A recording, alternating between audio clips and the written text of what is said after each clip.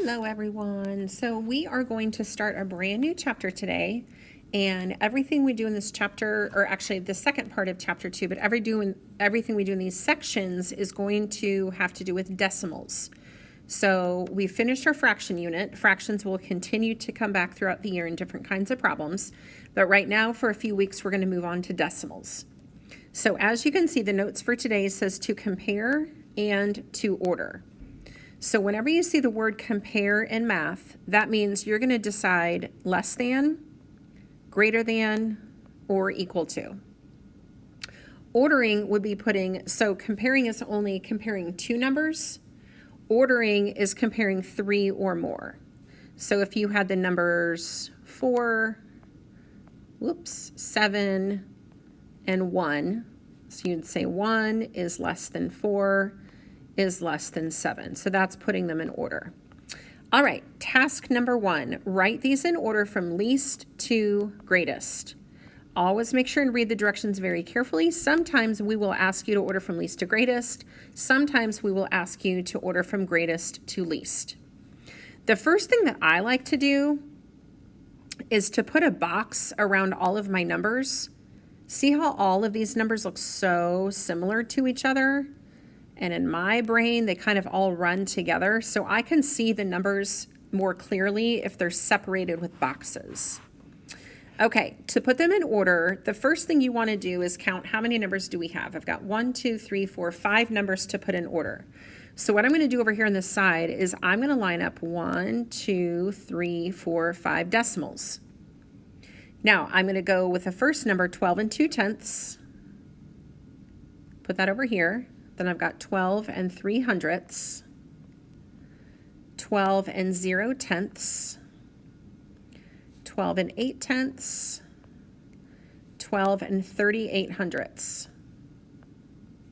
Okay, so notice that over here, two of our numbers only go to the tenths instead of the hundredths. I like to have all of my numbers have the same number of digits past the decimal. So what we can always do is add a 0 placeholder to the end of that number. Oops, and this one down here. Okay, when you have numbers that look like this, you can kind of think about money. So if you had $12.20, $12.03, $12, $12.80, $12.38, who had the least amount of money? So after I stack them with my decimals straight in a row, I like to number them 1 through 5. So 12.00 will be the least, and then 12 and 3/100 would be second, and then 12 and 20/100 would be third, 12 and 38/100 would be fourth, and the greatest amount is 12 and 80/100. Now, I temporarily added zeros to the ends of some of those numbers to help myself put them in order.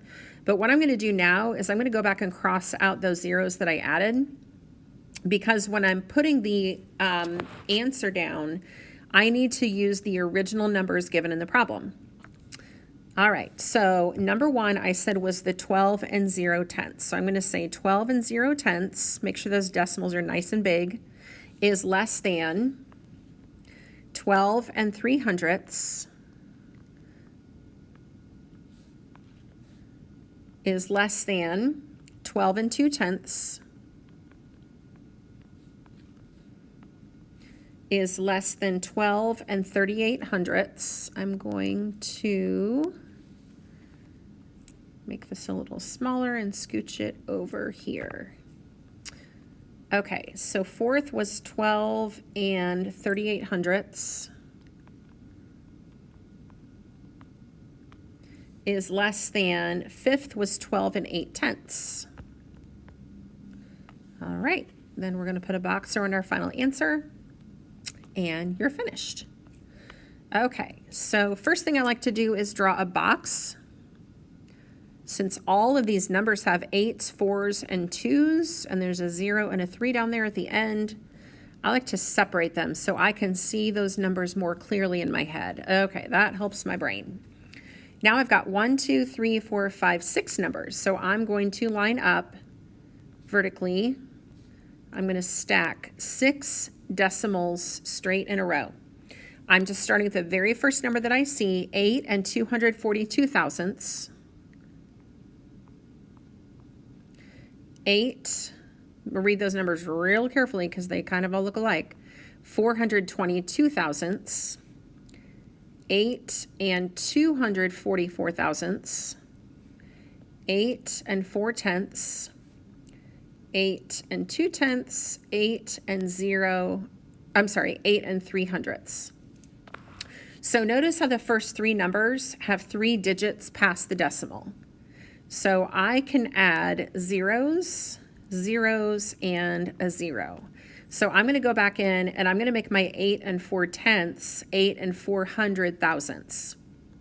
I'm going to make my 8 and 2 tenths 8 and 200 thousandths. And 8 and 3 hundredths will be 8 and 30 thousandths.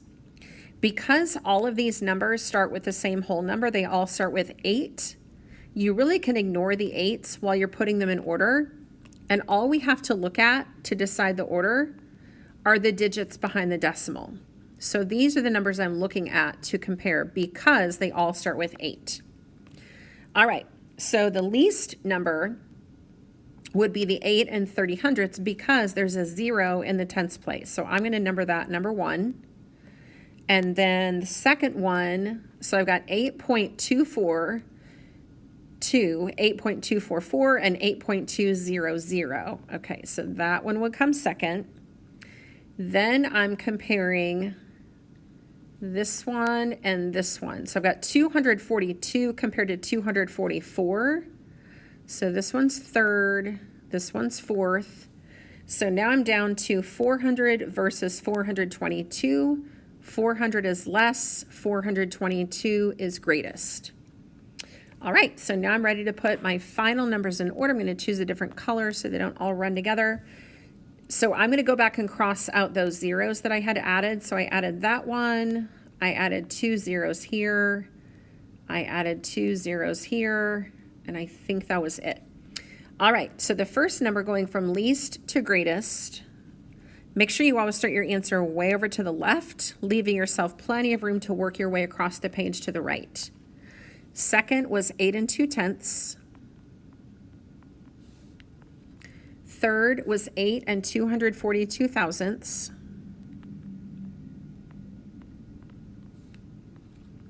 Fourth was 8 and 244 thousandths.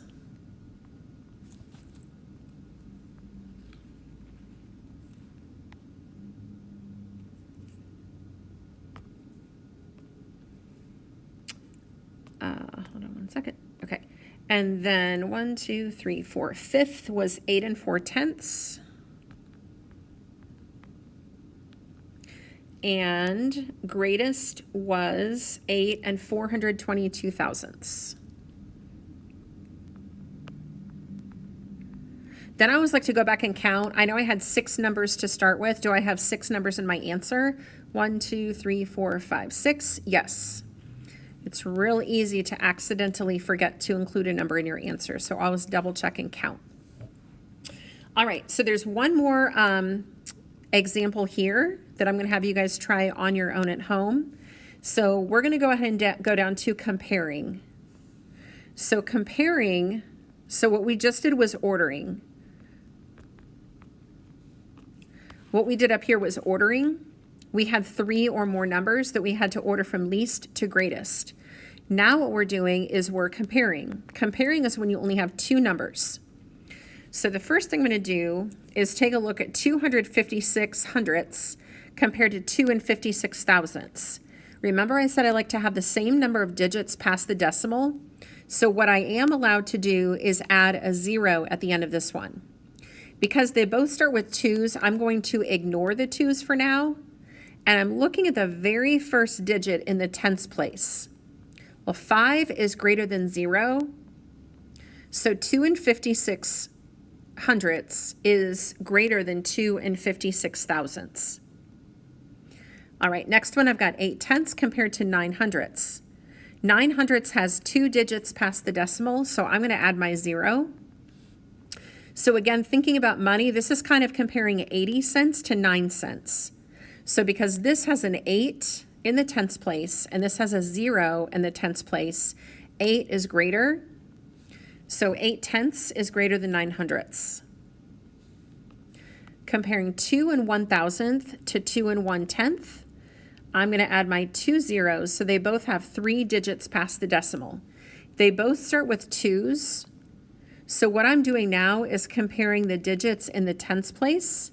0 is less than 1, so 2 and 1,000th is less than 2 and 1/10th.